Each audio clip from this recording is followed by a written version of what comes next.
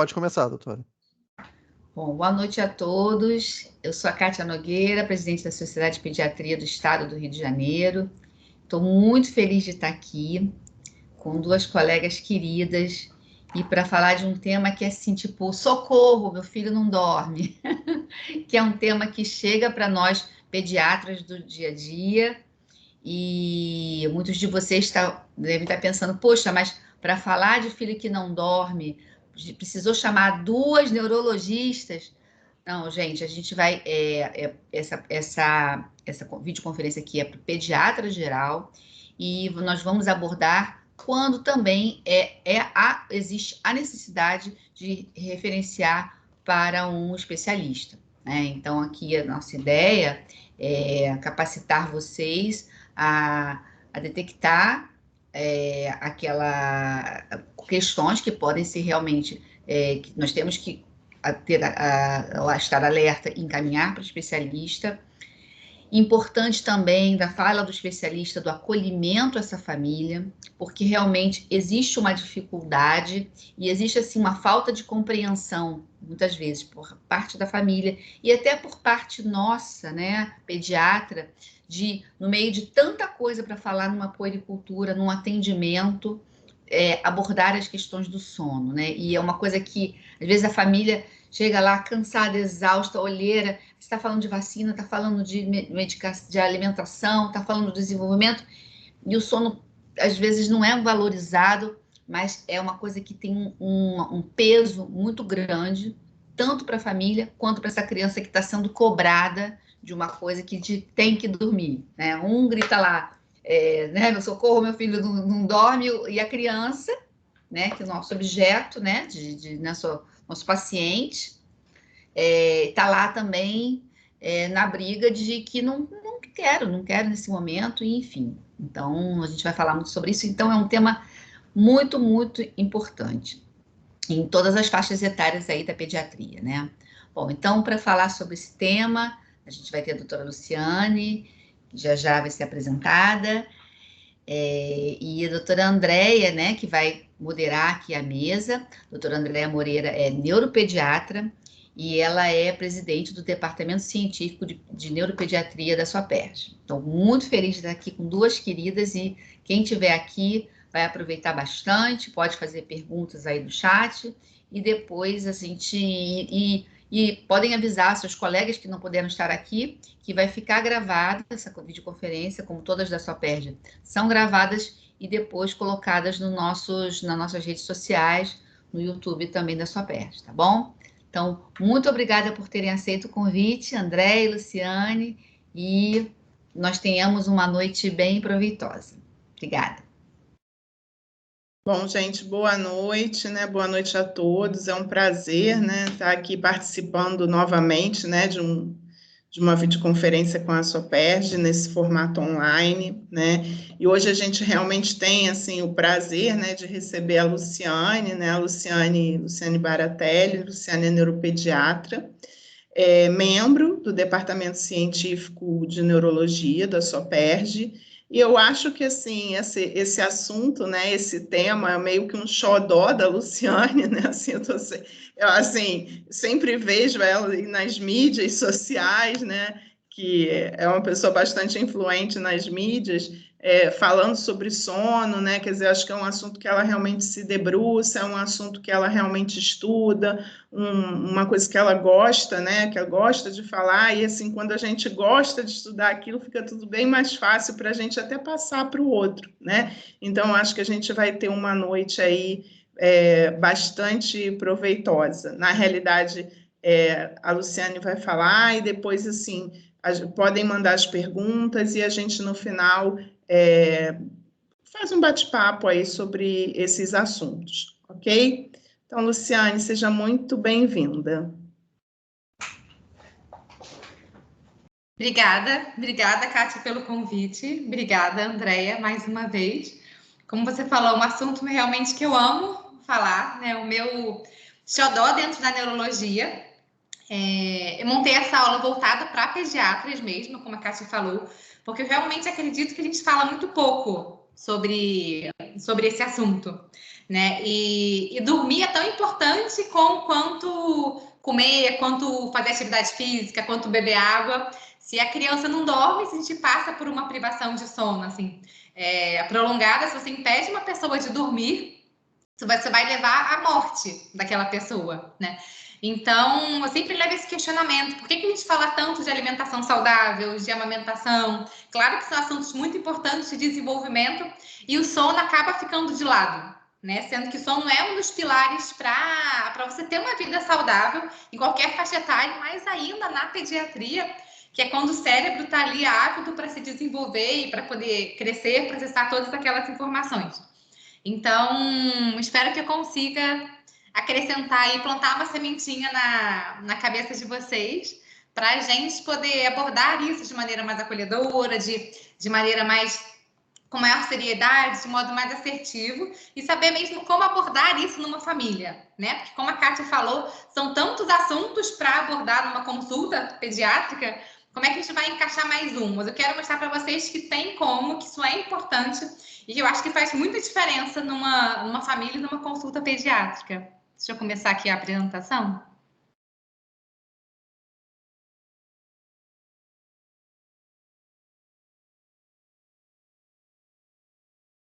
Tá indo direitinho? Pode só confirmar, Diego?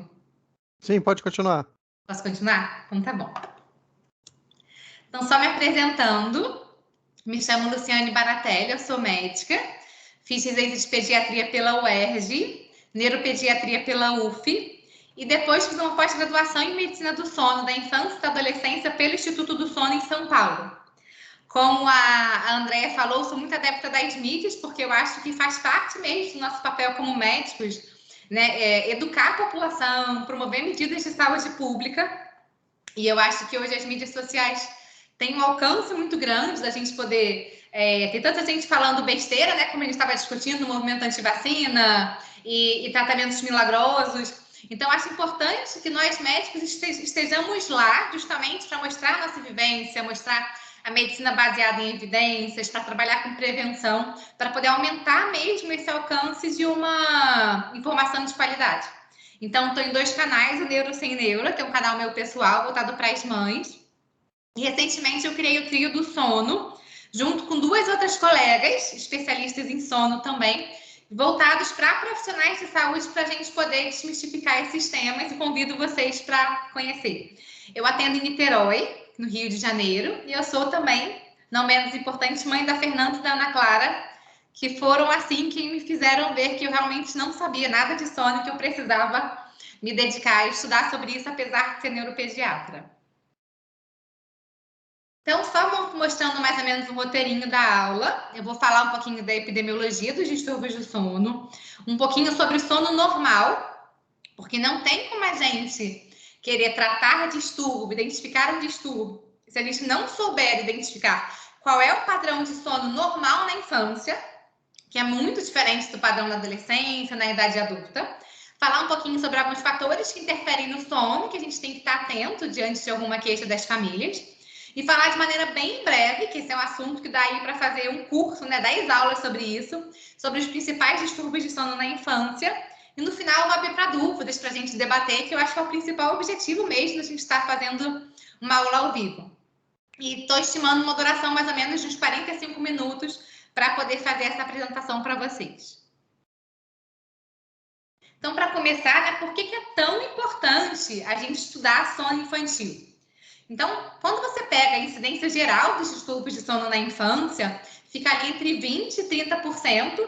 Então, se você for parar para pensar, talvez seja uma incidência maior do que asma na infância, diabetes na infância, alergia alimentar, que, claro, são temas muito importantes, mas que eu lembro que a gente estudava muito, né, na nossa formação, na residência, na faculdade.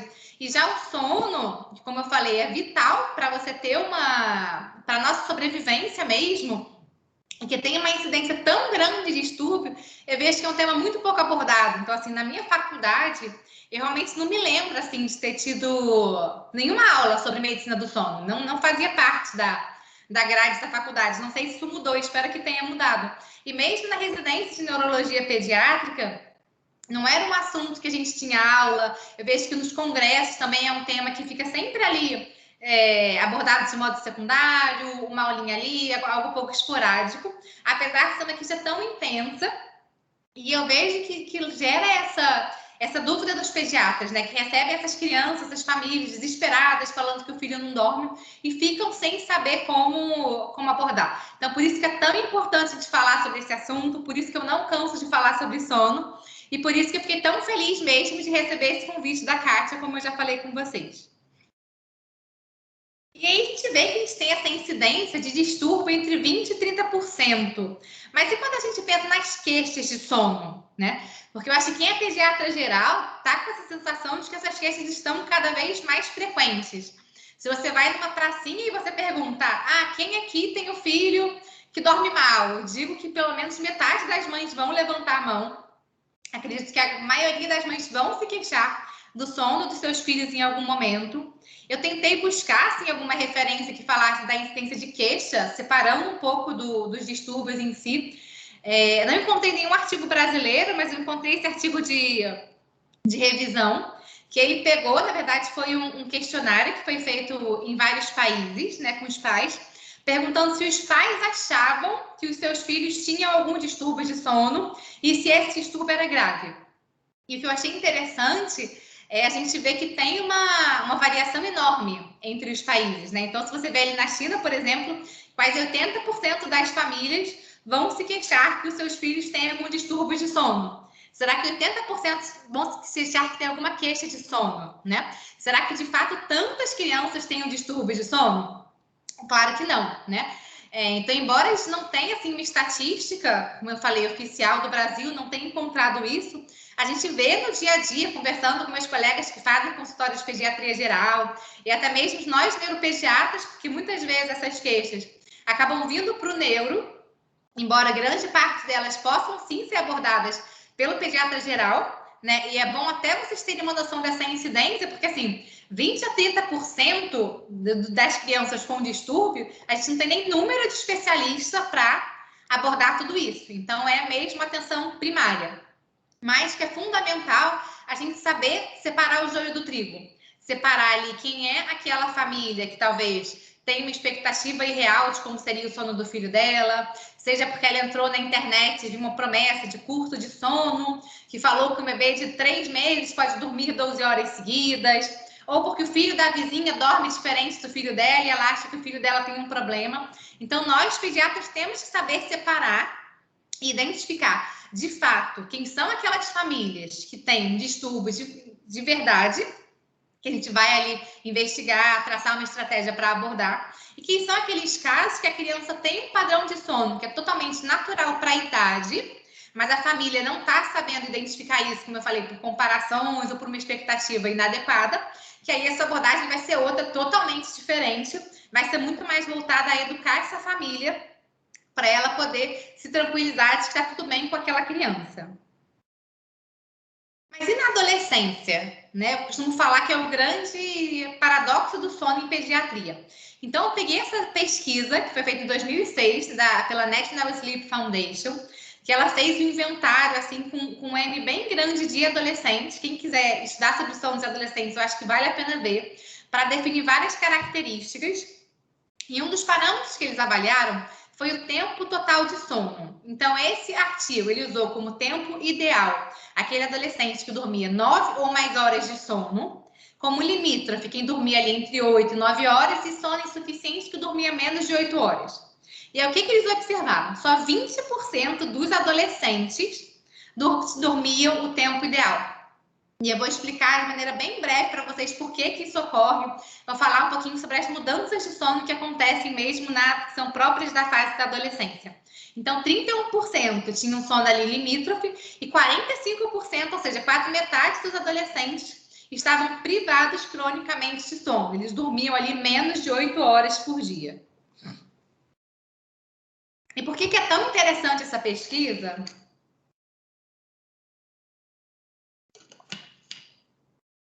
Porque ela avaliou também a visão dos pais. Qual era a percepção dos pais sobre o sono desses adolescentes?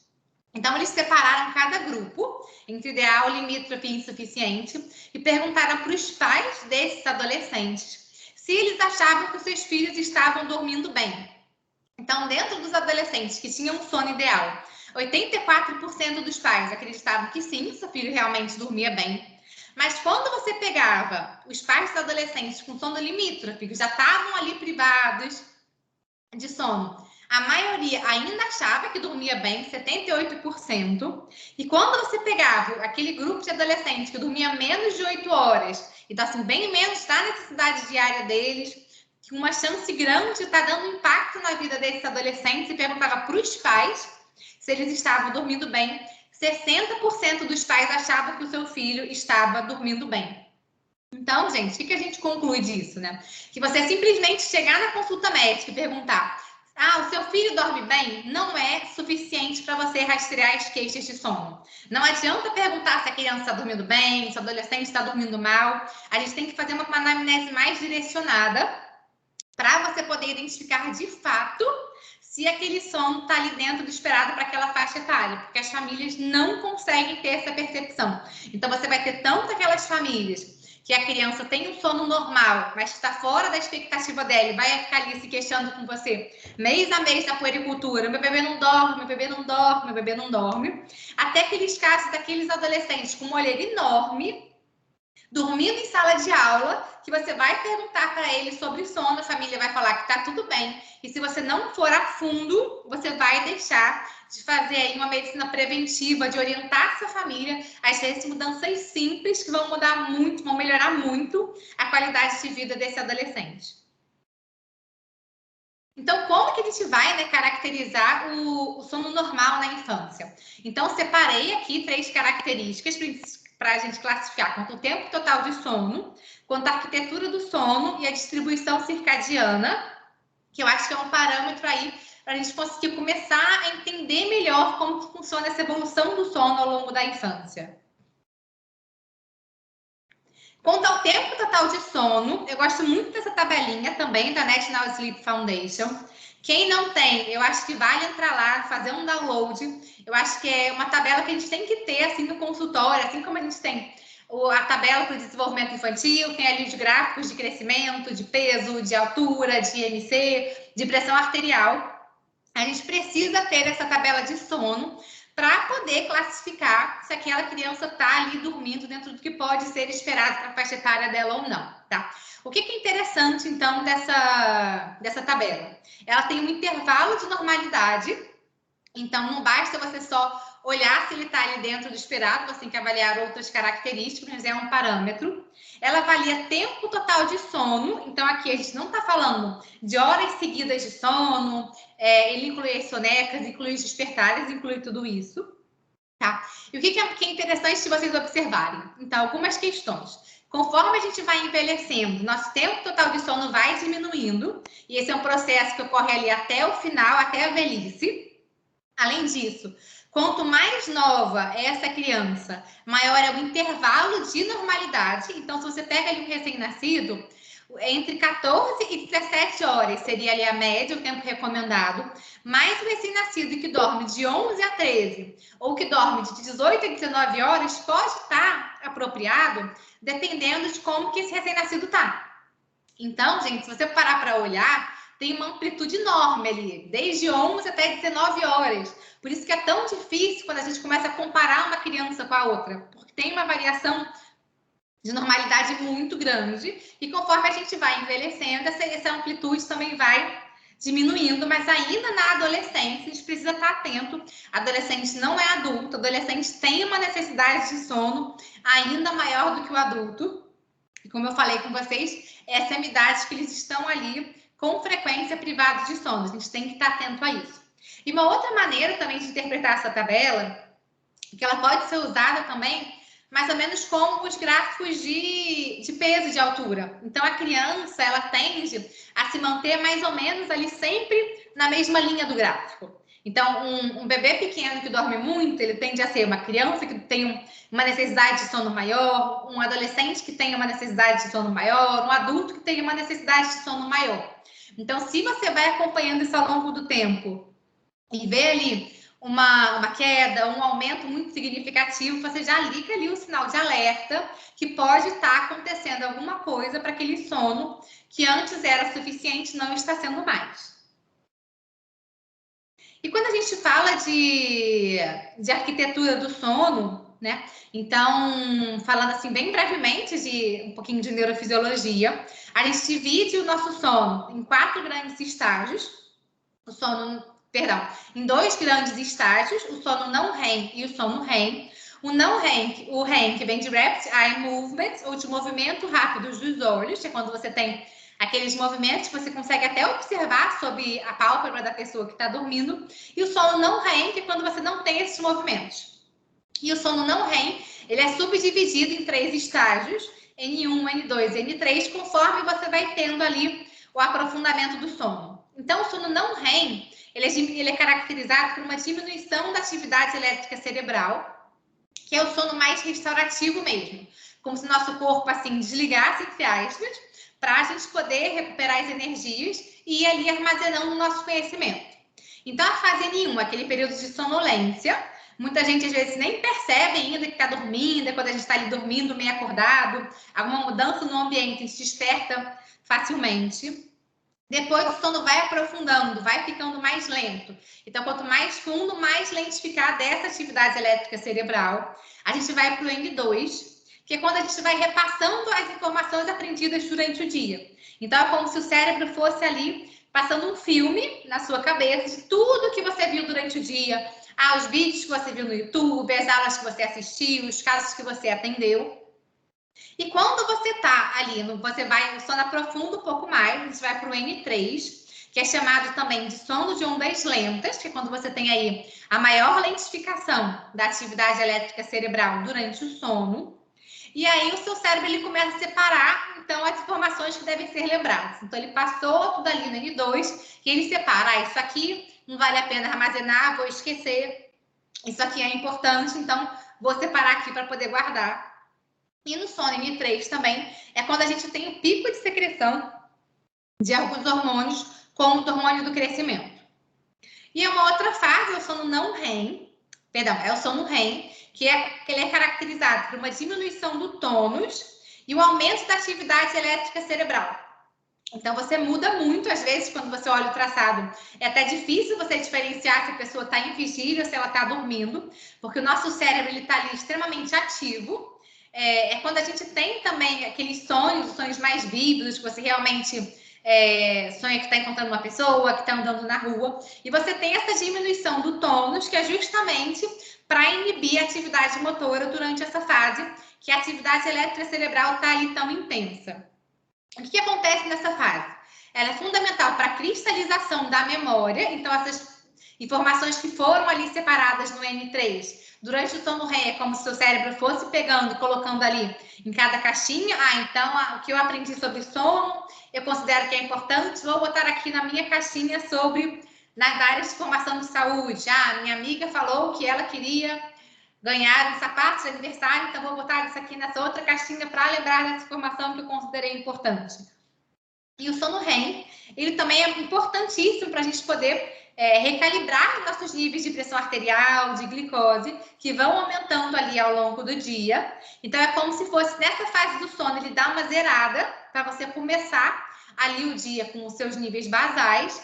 E esse é um dos motivos pelo quais, se você não dormir, né, você pode ali ter como consequência um sono insuficiente, por exemplo, um aumento da pressão arterial, você vai aumentar esse seu risco.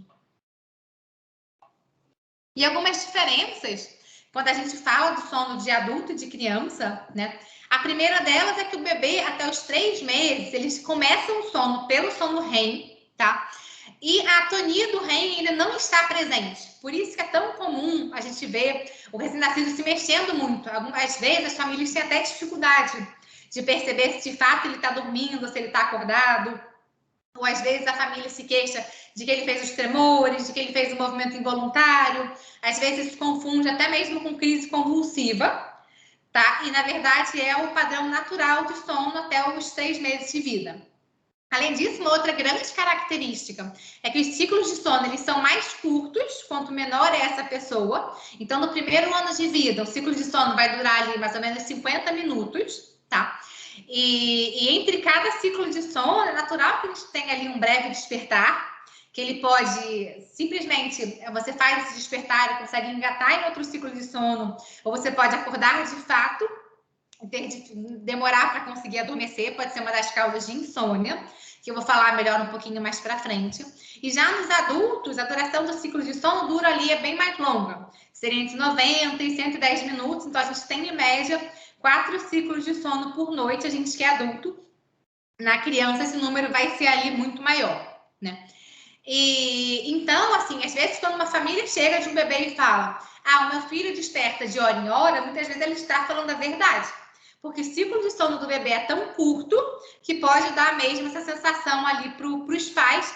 Isso não necessariamente significa que vai causar um prejuízo para o bebê, porque esse é um padrão natural mesmo da infância.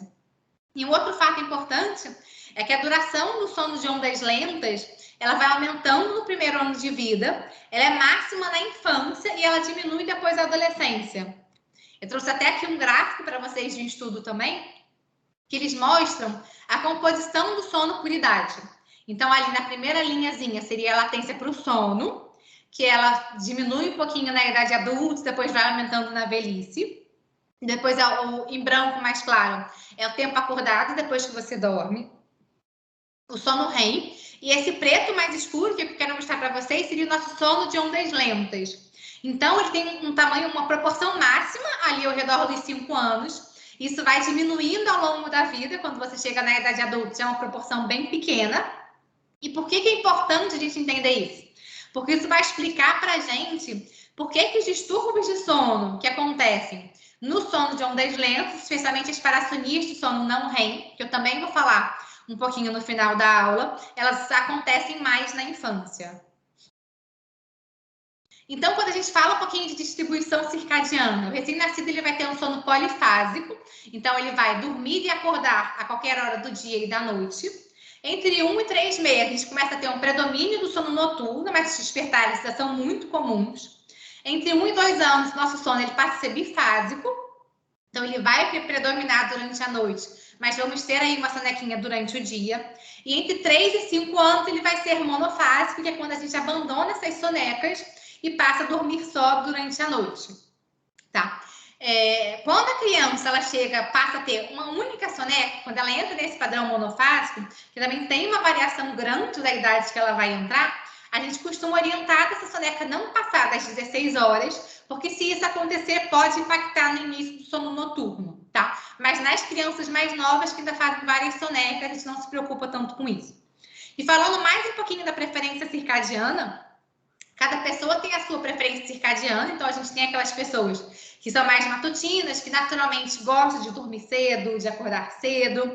Temos aquelas mais vespertinas, que são aquelas pessoas que naturalmente têm uma necessidade de dormir mais tarde, de acordar mais tarde, que é uma característica genética, que a gente não consegue mudar, tá?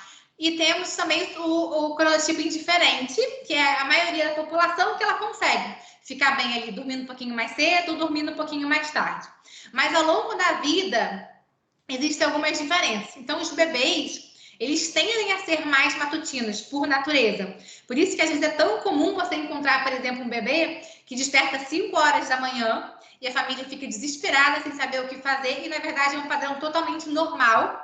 O que a gente vai fazer é só orientar a eles que esse é um padrão do bebê e a família vai ter que se adaptar ali àquela rotina, por mais cansativa que isso seja. Já na adolescência, a gente passa por um processo que é chamado de atraso fisiológico de fase. O que é isso? A gente sai, então, daquele padrão de bebê, que é de dormir cedo e acordar cedo, e a gente passa a ter essa preferência de ir dormindo mais tarde. Então, a melatonina, que é o hormônio facilitador do sono, ela naturalmente vai sendo produzida mais tarde, depois da nossa puberdade, e querer acordar mais tarde também. E aí, qual que é o problema? É que é justamente nessa idade que muitas vezes a escola passa a ser no turno da manhã, e aí a gente fica ali com um problemão, e esse é um dos motivos mesmo que a gente tem uma incidência tão grande de privação de sono na adolescência. E um pouco de outros fatores que afetam o sono na infância, que a gente também tem que estar atento quando a gente vai abordar essas famílias. A expectativa e o conhecimento dos pais sobre sono. Então, como eu falei com vocês, muitas vezes a criança tem um padrão de sono normal, mas por comparações ou por ter visto consultoria, cursos de sono, essa pessoa passa a achar que o filho dela tem um problema, quando na verdade não tem. Então, a gente tem que saber identificar esse sono normal. O status socioeconômico e o nível de educação também vai influenciar no sono. Então, em geral, quanto melhor o nível socioeconômico dessa família, melhor vai ser a rotina de sono, que vai ter uma chance maior de ter uma rotina mais estruturada. As famílias, às vezes, em situação de pobreza, dormem, às vezes, a família inteira no quarto só, então você não consegue nem montar uma rotina, ter uma privacidade. Isso vai impactar no sono da criança. E um outro fator importantíssimo que a gente precisa estar atento é a depressão materna, tá? Especialmente quando a gente fala do sono dos bebês, que hoje em dia já tem alguns estudos que mostram pra gente que quando essa mãe ela tem uma depressão pós-parto, ela tem uma chance maior de se queixar do sono do bebê, tá? E os bebês com insônia, você também vai ter um risco maior dessa mulher apresentar uma depressão pós-parto. Ainda não está muito bem estabelecido, assim, fica aquele paradoxo do Toshines, sabe? A gente não sabe exatamente se é a depressão que está passando talvez essa ansiedade para o bebê e está fazendo com que ele não durma, ou se é essa criança que não dorme que está fazendo essa mãe ficar deprimida. Isso não está totalmente bem estabelecido, tá? Mas um ponto que a gente precisa estar atento é que toda mulher que chega com queixa de sono do bebê, especialmente quando é aquela queixa constante, que chega na primeira consulta, na segunda consulta, na terceira consulta, e você orienta higiene do sono, orienta tudo e não melhora, você precisa fazer um rastreio para depressão pós-parto, tá?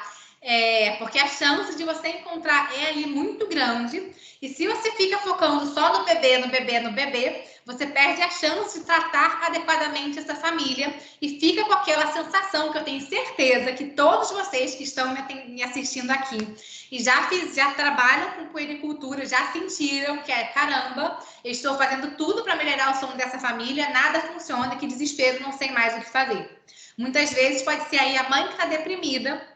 Se você não encaminhar essa mulher para um tratamento adequado, isso vai se cronificando e essa queixa vai voltar ali consulta após consulta. Então, a saúde da criança também vai impactar no sono. Então, claro, a gente também sempre tem que fazer um rastreio de alguma causa orgânica diante de uma criança que não dorme bem. Essa criança pode ter um distúrbio de sono de fato, pode estar aí com uma infecção aguda, que, claro, vai impactar no sono, febre, tosse, nariz escorrendo. Fazer um rastreio também de uma doença crônica, alergia alimentar, refluxo, asma, rinite, dor crônica, tudo isso vai impactar no sono também. E para melhorar o sono, a gente precisa tratar a doença de base, tá? E um outro grande fator que nós neuropediatras vemos muito são os transtornos mentais. Então, autismo, TDAH, depressão, ansiedade, tudo isso vai impactar aí o sono e também vira aquele ciclo vicioso, porque se essa criança não dormir bem, você vai prejudicar o desenvolvimento dela, e se ela tem um transtorno do neurodesenvolvimento, ela vai ter uma chance maior de se queixar de algum distúrbio de sono. E além disso, o ambiente, claro, também vai influenciar muito, então é sempre por aqui que a gente precisa começar para avaliar essas famílias. Uma rotina irregular, uma criança que faz uso excessivo de telas. Então, agora, nesse período de pandemia, com escola fechada, então as escolas municipais, estaduais, ainda estão fechadas, eu estou abrindo ainda aos pouquinhos. Essas crianças têm sido muito expostas a telas. E a gente sabe que a luz, especialmente à noite, ela é inimiga do nosso sono, porque o nosso organismo foi projetado lá para o tempo das cavernas mesmo, né? Então, a gente precisa do escurinho para produzir a nossa própria melatonina e conseguir dormir. Se essa criança fica ali vendo tela até tarde, ou mesmo só durante o dia, num período excessivo, isso vai impactar no sono dela. Por outro lado, a exposição à luz natural, ela age como um mecanismo protetor para a gente ter um sono adequado.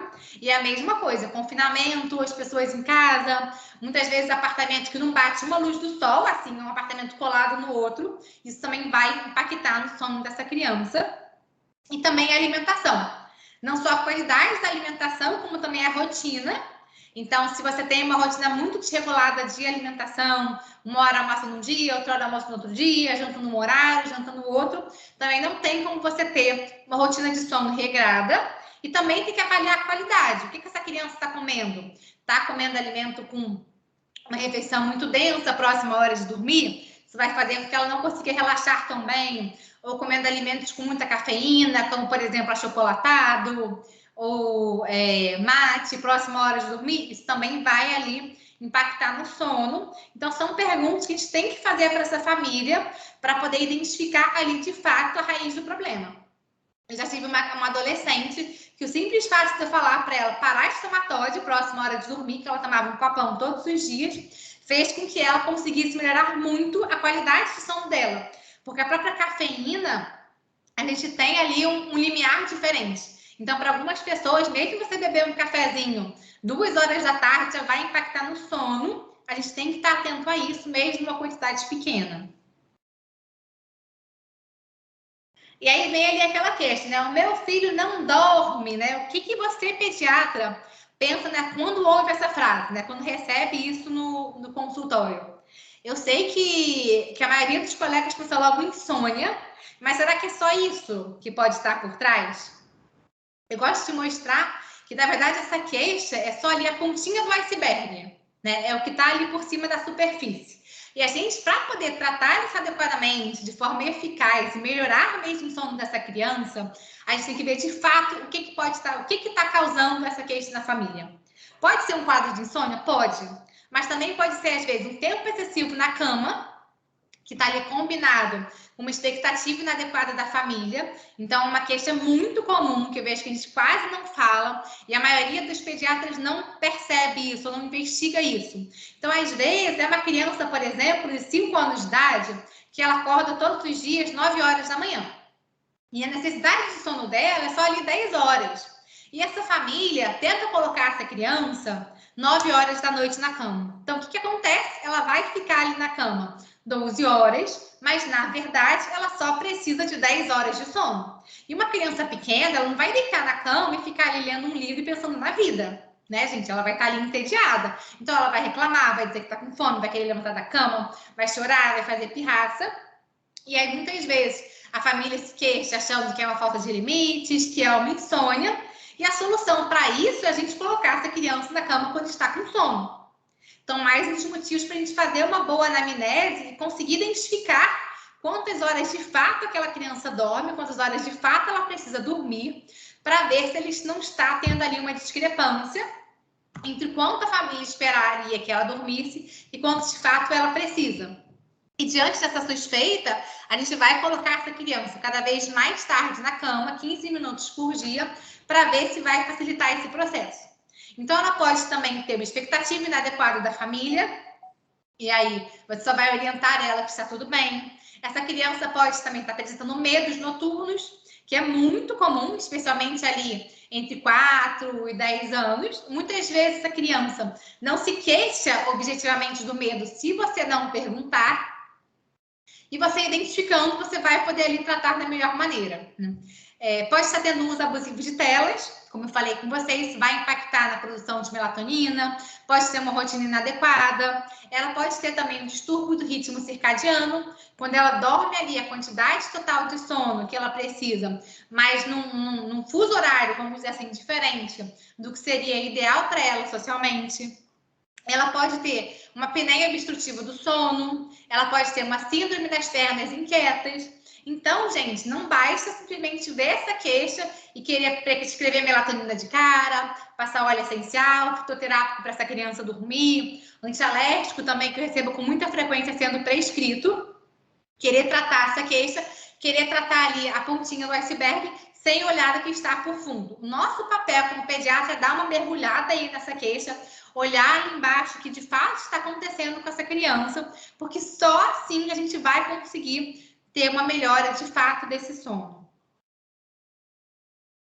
E só para vocês terem uma ideia, né, da prevalência dos distúrbios de sono, então a insônia seria mais ou menos de 20% a 30%, falando das parassonias, o terror noturno, de mais ou menos 1% a 6,5%, sonambulismo 15% a 40%, transtorno de ritmo circadiano, como atraso de fase, pode acontecer em até 16% dos adolescentes.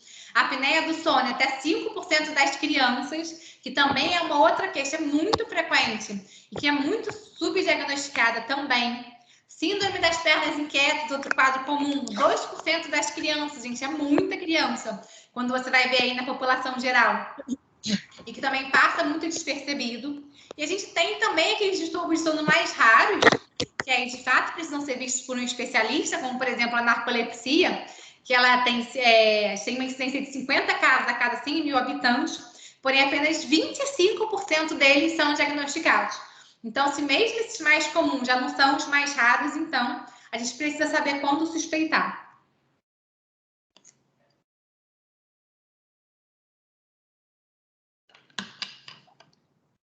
Então, falando de maneira bem breve sobre a insônia na infância, ela pode se manifestar tanto com uma resistência em ir para a cama, uma latência aumentada para adormecer, é aquela criança que demora muito para pegar no sono, ou também quanto os múltiplos despertares. Então, gente, eu quero ressaltar que não existe um número definido de despertares que seria considerado normal para a idade. Que vejo essa dúvida muito frequente. Despertar 3 vezes é um problema com 5 meses, despertar 2 vezes. Não tem essa tabela. O número de despertares não é um dos fatores que a gente vai utilizar para classificar se aquela criança tem insônia ou não. Como é que a gente vai classificar, então? É uma queixa crônica, que acontece pelo menos 3 vezes na semana, por pelo menos 3 meses, tá? E que vai causar um prejuízo ou no funcionamento da vida das crianças ou no funcionamento da vida dos pais, tá? E eu quis deixar aqui em negrito dos pais, porque muitas vezes vai ser um sono que a criança vai estar ali muito bem, mas a família não vai estar aguentando mais e cada família tem um nível de resiliência diferente. A questão dos despertares e vai sinalizar isso para vocês. Então, acaba sendo um critério um pouco subjetivo também. E como que a gente vai tratar, né? O tratamento de insônia na infância, ele é comportamental. De modo geral, a gente não usa medicamento, gente. Eu gosto muito de fazer essa campanha, assim, porque eu vejo que a gente está tendo tem, na verdade, né, uma prescrição muito grande, um abuso muito grande de medicamentos para sono nos adultos, né? Então, eu falo, todo mundo conhece alguém que é viciado em Rivotril, Frontal, enfim, alguma medicação para dormir, tá? E eu vejo que a gente está indo muito isso para as crianças também, talvez não tanto quanto os benzodiazepínicos, mas especialmente com a melatonina, que ela vem com essa promessa de ser uma medicação natural, que não faria mal, mas que ela, de fato, não é recomendada como tratamento de primeira linha na infância, tá? Tratamento comportamental, então a gente vai reservar os medicamentos para os casos refratários, crianças com comorbidades, como autismo, TDAH, deficiência visual, paralisia cerebral, e mesmo assim, só depois a gente tentar o tratamento comportamental e ele não fazer efeito. Ninguém quer falar alguma coisa? Então, vou continuar então. Falando um pouquinho das estratégias comportamentais, que a gente sempre vai começar com uma boa higiene do sono, horário regular para dormir e acordar, evitar o uso de cafeína, controlar o ambiente. Então, o ambiente ideal para a gente dormir, ele vai ser ali silencioso, escurinho, com uma geladinho, uma temperatura muito quente, um lugar muito barulhento, ou um quarto claro, vai atrapalhar ali na nossa qualidade do sono. E ter uma rotina de sono, que idealmente deve ser relaxante, previsível, então toda noite fazer ali aquela mesma rotina e curta também, para não interferir no sono. Mas, gente, eu sei que vocês vão falar, olha, eu faço higiene do sono e não funciona. Então, assim, de fato, em muitas famílias, a gente vai fazer ali a higiene do sono e aquela queixa vai persistir, tá? Existem algumas estratégias que já foram descritas na literatura para tratar essas queixas de insônia. A mais antiga dela seria a estratégia de extinção, que a gente não utiliza mais, que ela foi descrita por Feber, se não me engano, na década de 50, de 60, que ele dizia que para tratar a insônia, você deixaria ali o bebê no quarto, os pais fechariam a porta e deixariam ele chorando, até que ele aprendesse a dormir sozinho, e você só iria ali acudir essa criança se ela se colocasse em risco a integridade física dela, né? E a principal queixa era de que essa estratégia ela não era bem aceita pelos pais, porque será, né, gente? Não preciso nem me aprofundar muito nisso. Então, foi criada a estratégia de extinção gradual, que é daquele método Nana-Nenê. Eu confesso que eu, pessoalmente, não sou a favor dessa técnica, embora ela ainda seja embasada pela Academia Americana de Pediatria. Quando a gente observa no longo prazo, nos estudos, não teria muito, assim, nenhuma evidência de um prejuízo de fato comprovado cientificamente, que é aquela estratégia que você vai colocar o bebê no berço acordado e vai aumentando o intervalo que ele vai ficar nesse berço até que ele adormeça. Então, por exemplo, você deixa ele ali 1 minutinho, sai do quarto, volta, acorde o bebê, sem tirá-lo do berço. Depois você sai por 3 minutinhos, volta, vai acudir esse bebê por intervalos cada vez maiores, até que esse bebê, de fato, ele consiga adormecer sem intervenção de um adulto. Espera-se que, uma vez que ele consiga fazer isso no início da noite, ele consiga dormir uma noite inteira, tá? É uma estratégia que tem sido muito criticada, tem algumas teorias de criação e tudo, justamente porque acho que vem um pouco contra o nosso instinto maternal, que é de você pegar, de você acolher o bebê, né? Então, você vai um pouco contra isso que seria natural da gente, tá? E eu gosto muito, assim, quando a gente vai aplicar essa estratégia, de um método que chama de extinção gradual com presença dos pais, tá? Como que ela seria? Então, assim, lembrando que a gente passa por vários ciclos de sono durante a noite. Entre cada ciclo, a gente vai ter ali um breve despertar, tá? E a gente tende a repetir o que a gente fez no início da noite em cada um desses despertares. Então, se eu só adormeço, por exemplo, de ladinho, abraçada no travesseiro, eu como adulta, quando eu tiver um despertar de madrugada, a minha tendência vai ser virar de lado, abraçar o travesseiro e conseguir dormir. Com o bebê é a mesma coisa. Qual é a grande diferença? É que, para ele, os ciclos de sono dele são mais curtos e, em geral, o adormecer dele está associado ali à presença dos pais. Seja ali o seio, seja o balançar, seja o ninar esse bebê. Então, quando ele despertar de madrugada, ele vai querer reproduzir ali aquele comportamento para conseguir voltar a adormecer, tá? Isso é algo negativo do ponto de vista de prejudicar o bebê? Não. Mas pode ser muito cansativo para as famílias, especialmente quando isso acontece ali com uma frequência muito intensa. Então, essa estratégia, você mudaria, na verdade, a maneira de colocar esse bebê para dormir no início da noite, tá? Para ele poder replicar aquilo de madrugada.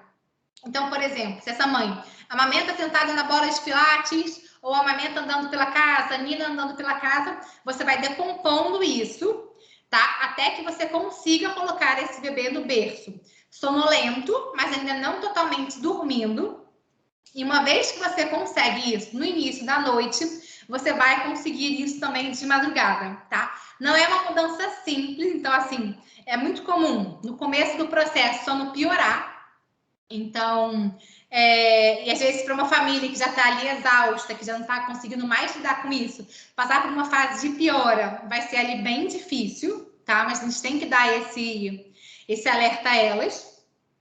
E um outro ponto, assim, é que não vai funcionar em todos os casos, tá? Mesmo a estratégia de extinção ou a de extinção gradual, ela vai ter ali uma taxa de mais ou menos 80% dos casos que você vai ter uma resposta, e outros, de fato, aqueles despertares vão continuar até com que essa criança amadureça, e a gente também precisa orientar essa família.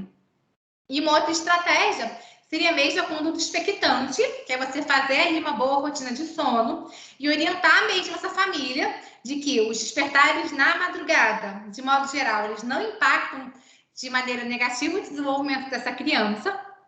E você tendo uma boa rotina, uma boa higiene, eles tendem a melhorar conforme essa criança vai crescendo, e você vai fortalecendo essa família para poder passar mesmo por essa fase.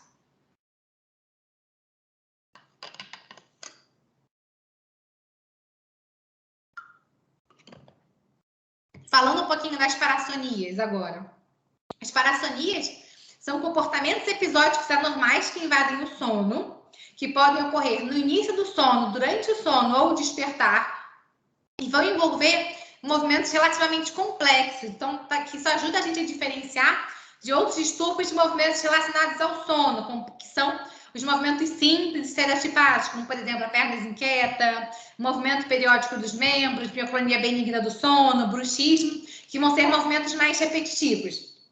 Já as parassonias vão ser movimentos mais complexos. Então, seria como se fosse um estágio intermediário entre o sono e a vigília. A criança está ali dormindo, ela faz um despertar, mas ela fica presa no meio do caminho. Então, ela vai apresentar tantos comportamentos que seriam características da vigília, quanto comportamentos característicos do sono. Então, aqui eu botei a classificação pelo ICSD-3, que é a classificação internacional dos distúrbios de sono. A gente tem as parassonias do sono não REM, do sono REM e outras parassonias. Eu vou falar sobre as do sono não REM, especialmente o despertar confusional, o sonambulismo e o terror noturno, que são os mais comuns mesmo na infância e na adolescência. Então, eles são caracterizados com despertar parcial do sono de ondas lentas, que é o sono N3. Então, eles vão ser mais comuns na infância, quando a gente tem aquele pico de sono de ondas lentas, depois isso vai diminuindo, as parassonias vão diminuir também. Vai misturar elementos do sono e da vigília, e elas podem se manifestar de 3 formas. Então, seria como se fosse o mesmo transtorno com manifestações clínicas diferentes. Pode se manifestar como despertar confusional, que é mais comum ali em bebês entre 2 e 3 meses de idade, que é quando aquele bebê, ele desperta, mas ele desperta confuso, chora, grita, os pais tentam acalmar esse bebê e não conseguem. Passa ali um período, ele volta a dormir como se nada tivesse acontecido. Uma outra característica da parassonia do sono não REM, englobando essas 3, é o horário que elas acordam. É o horário que elas ocorrem, perdão.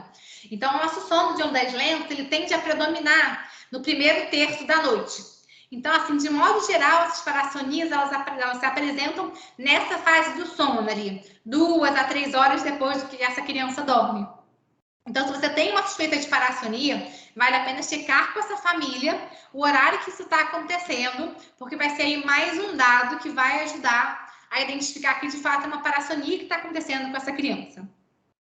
Ela pode se manifestar também como sonambulismo, que muitas vezes começa com um despertar confusional, mas que caracteriza o sonambulismo de fato, essa pessoa sair da cama. E pode se manifestar como terror noturno, que é mais comum em pré-escolares, ali entre 4 e 6 anos, que ele tende a começar com um grito agudo, e depois essa criança vai chorar, não vai reconhecer os pais, vai se debater, vai gritar, vai ter sinais autonômicos, que é o que caracteriza o terror noturno, como sudorese, palpitação, rubor facial. Vai passar um período, ela vai voltar a dormir como se nada tivesse acontecido. Chega de manhã, ela não lembra de nada que aconteceu. Então, o tratamento sempre vai começar com uma orientação a essas famílias. Então, você orientar que é um quadro benigno, que o ideal são essas famílias interferir o mínimo possível, exceto se essas crianças estiverem ali se colocando em alguma situação de risco, tá? Especialmente nos casos de sonambulismo, que como você está nesse estágio intermediário, essa criança pode se colocar em situações de risco para evoluir até a morte. E eu tive um caso muito próximo de perder um colega jovem mesmo, porque ele, durante o episódio de sonambulismo, ele pulou pela sacada da varanda, que não tinha proteção, então realmente é algo muito sério, tá? Sonambulismo sempre orientar muito a família, colocar tela na janela, prender escada, esconder faca, trancar bem as portas, tudo isso. Especialmente quando essa criança vai dormir fora de casa, que foi o que aconteceu com esse meu amigo, tá? Que muitas vezes quando a gente acaba se desligando, a férias, vai para casa do amigo, vai para casa da avó e ele não tem a medida de proteção, é quando ocorrem os acidentes. Então, tomar esse cuidado. Orientar, como eu falei, que é um quadro benigno, que tende a melhorar conforme essa criança vai crescendo. Fazer uma boa higiene do sono, porque a privação de sono vai piorar os quadros de parassonia. Sempre investigar ali outras comorbidades, como síndrome das pernas inquietas, apneia obstrutiva do sono, privação de sono, porque qualquer prejuízo da qualidade do sono que você tiver vai piorar o quadro de parassonia, tá? Existe uma estratégia comportamental que é rara de necessitar de ser utilizada, mas que é possível quando você tem ali uma frequência muito grande dessas parassonias, especialmente quando elas ocorrem mais do que 2 vezes na semana e sempre no mesmo horário. Então, como é que a gente vai fazer? A gente vai fazer um diário do sono para poder mapear ali mais ou menos o horário que essas parassonias acontecem, tá? E vai orientar essas famílias a 30 minutos, mais ou menos, 15 minutos antes do horário que essas parassonias tendem a ocorrer. Então, por exemplo, ele dorme todos os dias às 9 horas da noite, meia-noite ele tem a parassonia. Então, 15 para meia-noite, essa família vai chegar lá, vai despertar brevemente essa criança, só para ela poder superficializar o sono, e depois vai ajudar ela a conseguir voltar a adormecer, tá? E vai fazer isso ali toda noite, porque isso tende a quebrar ali aquele nosso ciclo de sono e diminuir ali a chance dessa criança apresentar a parassonia. Vai fazer isso por pelo menos um mês e vai parar. Melhorou, ótimo. Não melhorou, você vai manter esse despertar programado por um período maior, tá? Mas repetindo, a gente só faz isso quando essas parassonias são ali muito intensas. Em casos muito graves, refratários, eu confesso que até hoje, mesmo atendendo muitos distúrbios de sono, só utilizei uma vez. A gente pode fazer o uso também de benzodiazepínicos, especialmente quando essa criança está tendo parassonias muito intensas, que está ali causando um prejuízo muito significativo para elas. E falar um pouquinho sobre os distúrbios de ritmo circadiano, que eles são caracterizados por uma incompatibilidade entre o ritmo de sono e vigília do indivíduo com as demandas do ambiente. Então, é como se a gente estivesse ali num fuso horário diferente do que a gente precisa estar para atender ali as nossas demandas sociais. Na faixa etária pediátrica, o mais comum é o transtorno do atraso de fase, que é um atraso de mais de 2 horas dos horários de sono e vigília, considerando a demanda escolar. Então, é aquele adolescente que precisaria, por exemplo, dormir 9, 10 horas da noite para conseguir acordar no horário adequado e ter ali as horas de sono necessárias para ele e não consegue dormir mais cedo de jeito nenhum. Então, pode acontecer também em criança, mas é muito comum em adolescente, e vai se manifestar com uma dificuldade de adormecer no horário socialmente aceito, uma dificuldade de despertar e uma sonolência diurna. Lembrando que em criança, tá? A privação de sono ela não vai se manifestar com a sonolência como a gente vê nos adultos, né? De ficar letárgico, de dormir fora de hora. A criança com privação de sono ela vai ficar agitada, irritada, impulsiva, quebrando tudo. Então, a gente também tem que estar atento a esse sinal para saber como identificar ali essa queixa de sono.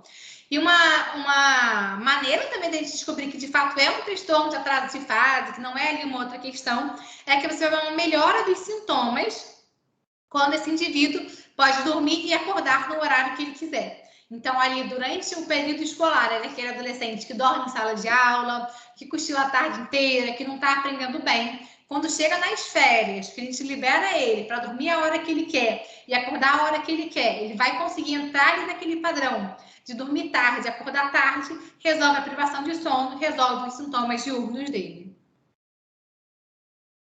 E eu não botei aqui, então voltando, o tratamento é feito com a melatonina, que a gente vai fazer ali 1 hora, mais ou menos, antes do horário que a gente esperaria que esse adolescente dormisse. Além de, claro, você fazer uma boa rotina de sono, trabalhar a questão do ciclo claro e escuro, acordar sempre no horário regular, para ajudar também a melhorar essa questão. Obrigada, gente. Deixei aqui o meu e-mail, se vocês tiverem alguma dúvida, quiserem entrar em contato. E lembrando aqui as minhas redes, para quem quiser aprender um pouquinho mais sobre sono.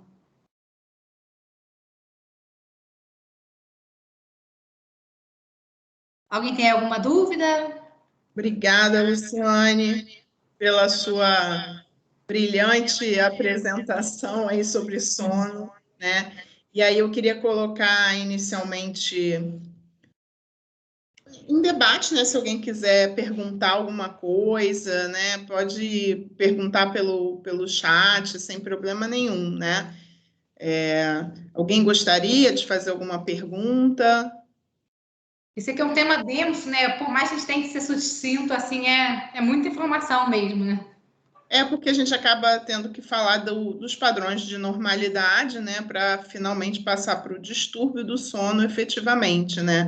Mas, assim, enquanto o pessoal se anima aí a fazer alguma pergunta ou não, né, eu fiquei pensando, né, porque a gente dá aula em faculdade, essa coisa toda, e, assim, não só quando a gente estudou, né? Quer dizer, na realidade eu estudei muito antes de você, mas assim, eu também não lembro de ter tido uma aula de sono na faculdade, né? E hoje em dia, né, que eu também dou aula na faculdade de medicina, eu também não consigo, assim, tentei me lembrar e realmente acho que não existe uma aula de sono especificamente, né? Realmente é um tema muito pouco abordado e que ele tem que estar inserido na consulta de puericultura, né? Sim. E não só na consulta de puericultura, né? Mas essa questão do sono, ela é uma questão que atravessa a sua vida, né? Quer dizer, durante a vida toda, o questionamento sobre o seu sono, sobre a qualidade do sono, ele deveria fazer parte da rotina de investigação numa consulta, né? Numa anamnese, né? E a gente vê realmente que isso não acontece, né? E a segunda coisa que eu queria falar, né? Essa questão que você falou logo no comecinho também, né? Porque o fato da criança não dormir, né? Que na realidade esse não dormir, ele nem sempre é isso, né? Assim, ele não dorme, aí efetivamente não é isso, né? Mas assim, todo mundo encara isso como um distúrbio do sono, né? E muitas vezes, numa consulta, você explica que aquilo ali não é um distúrbio do sono, que aquilo ali é uma característica do sono da criança naquela idade. E assim, eu tenho como retorno essas mães mais tranquilas, entendeu? Porque elas também ficam ansiosas, quer dizer, acho que a ansiedade vem de duas coisas, né? Vem primeiro de efetivamente o quanto aquilo está fazendo mal para aquela família. E o segundo, que tem muitas mães que ficam ansiosas com medo de que aquilo ali seja anormal. Né? E aí, quando você explica o que é normal, ela... Não sei, eu acho que aquilo dá uma acalmada e assim... E o retorno é melhor, né, nesse caso. Não sei qual é a tua experiência com Não, isso. sim. Duas coisas, dois pontos importantes que você falou. Então, os distúrbios de sono, eles tendem a se cronificar.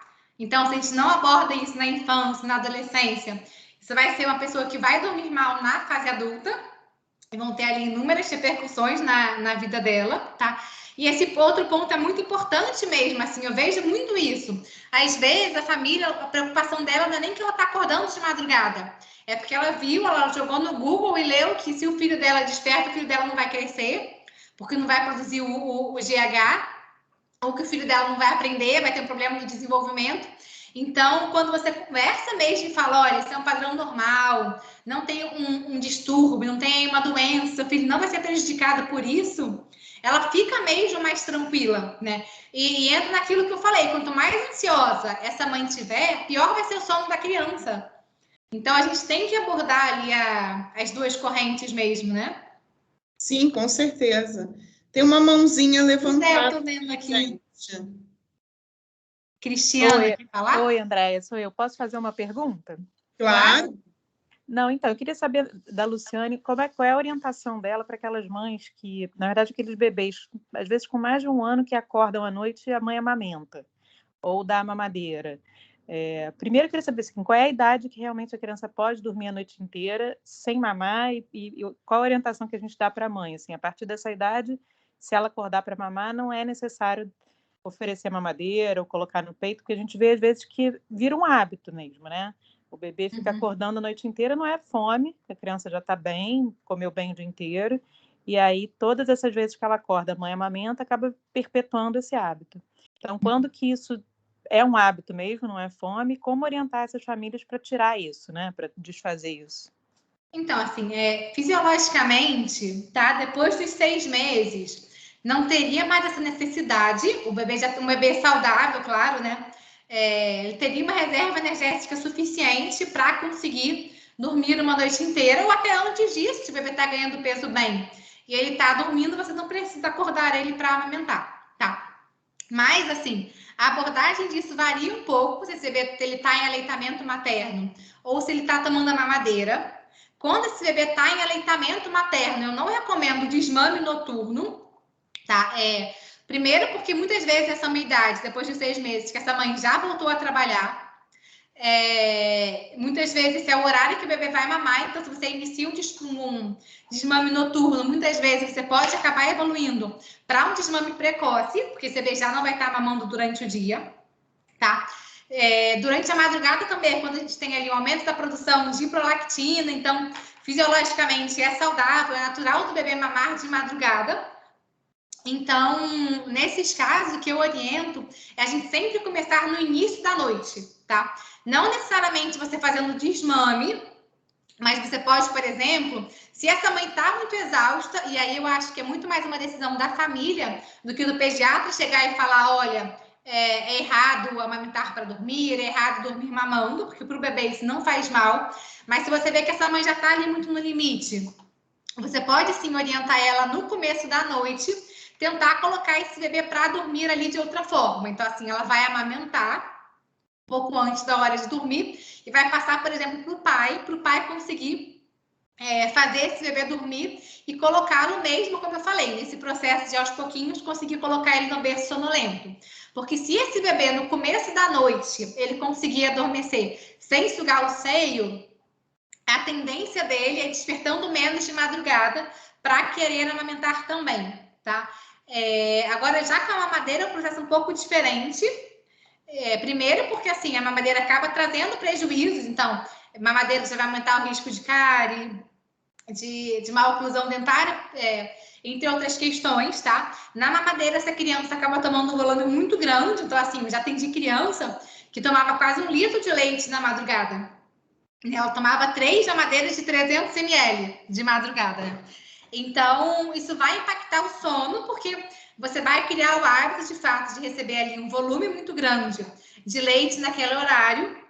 E essa criança, mesmo não tendo mais a necessidade de se alimentar, ela vai ali sentir fome justamente por esse hábito, tá? Então, mamadeira com fórmula, eu oriento sim a gente diminuindo de madrugada.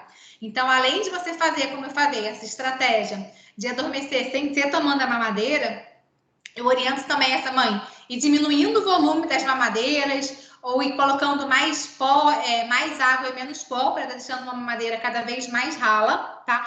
E também empurrando esse horário. Então, assim, se ele toma 1h30 da manhã, tentar segurar mais ou menos até 1h45 e depois até um pouquinho mais tarde, porque isso ajuda também a ir consolidando o sono noturno.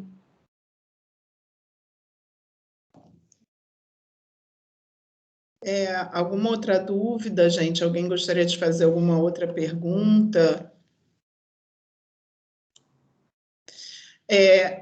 Então, já que não tem outra pergunta, eu vou fazer uma pergunta, né? Eu acho que você falou um pouco sobre isso, é uma coisa que a gente vê muito, né, Luciane, nos ambulatórios, nos consultórios, a questão do uso inadequado da melatonina, né? Uhum. Eu acho que isso se tornou um problema, né, nos dias de hoje, né? Porque as pessoas compram melatonina sem prescrição e com essa história de que é natural, é tranquilo, né? Assim, muitas mães, na época que a gente era feliz e não sabia, né? Porque a gente já foi feliz e não sabia, né? Que não tinha pandemia. Algumas mães viajavam, né? Para fora para fazer enxoval e já trazia balinha de melatonina, né? Porque nos Estados Unidos tem balinha de melatonina. E aí, assim, ficou uma coisa muito, muito popular, né? E muito, assim, levado numa boa, né? Aquilo ali não vai causar nenhum problema e tudo, mas a gente sabe que tem contraindicações, que tem efeitos colaterais.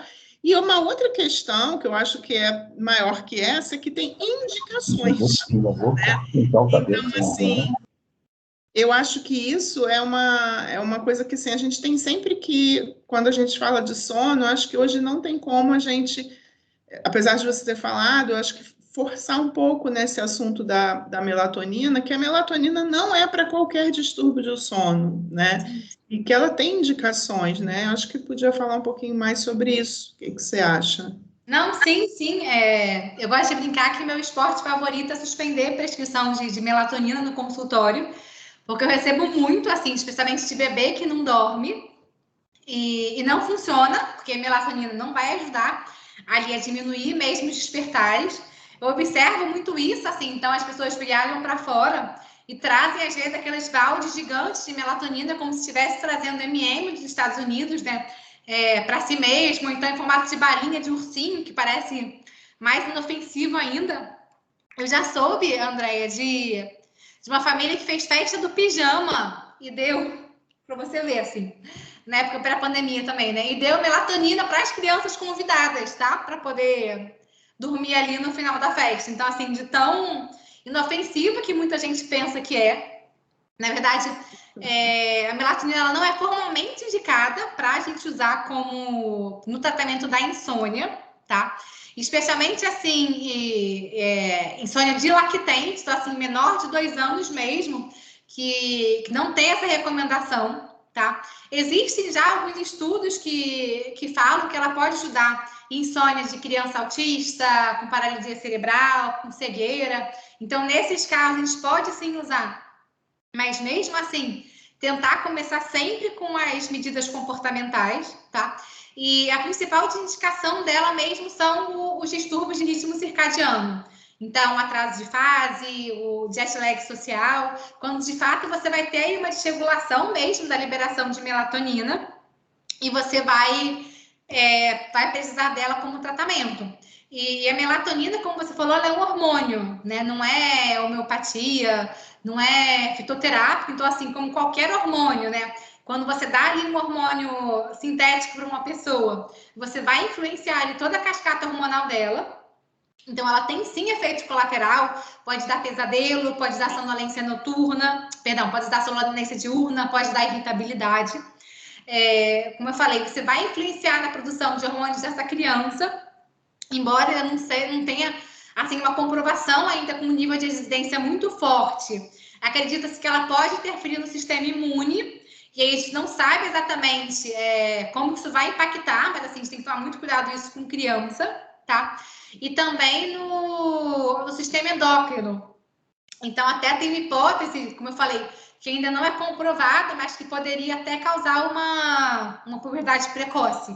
Então, a gente realmente tem que tomar cuidado quando a gente vai usar. E fala assim, melatonina a gente tem que trabalhar para produzir a nossa, né? Que é ali ficar no escurinho, uma rotina boa de sono, para a gente poder produzir a nossa melatonina ali no horário regular e não achar que ficar tomando comprimido de melatonina vai ali resolver as nossas queixas de sono. Que eu queria, assim, não é essa pílula mágica, né? Como muitas vezes ela é pintada. A Márcia Faria está perguntando, cama compartilhada atrapalha o sono da criança após 2 anos? Gente, essa é outra treta. Vocês estão querendo botar todas as tretas de sono de uma vez só, né? Com os pediatras todos aqui. Então, gente, cama compartilhada é um assunto polêmico mesmo, tá? O que a gente tem na literatura é que, assim, quando você vai ver os bebês que fazem cama compartilhada, eles tendem a despertar mais de madrugada, porém as mães que fazem cama compartilhada, elas tendem a ter um tempo total de sono maior. Então, assim, a criança desperta mais. Por outro lado, como essa mãe já está ali do lado, ela vai adormecer mais rápido, tá? A grande questão é que a cama compartilhada, ela pode ser intencional, ela pode ser reacional, tá? Então, tem aquelas famílias que elas realmente, pelo que elas acreditam, estilo de criação, isso tudo, elas botam as crianças para dormir junto. E tem aquelas famílias que fazem a cama compartilhada de modo reacional. É que ela comprou o berço, montou o enxoval, fez tudo bonitinho, montou o quarto da criança, mas essa criança dormia tão mal que ela acaba indo para a cama dos pais, tá? E aí o grande problema é que quando eles pegam esses estudos, que eles avaliam cama compartilhada, eles não fazem a diferença se essa cama compartilhada ela foi intencional ou se ela foi reacional. E aí a gente fica sem saber, sem ter essa resposta, se de fato são as crianças e a cama compartilhada que está aumentando aí o risco dessa criança despertar ou dela ter um distúrbio de sono, ou se na verdade é o contrário, essa criança já dormia mal e por isso ela acabou indo ali para a cama dos pais.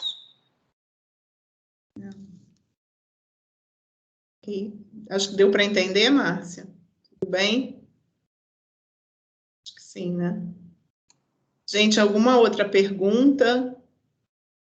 Alguém gostaria de colocar alguma coisa?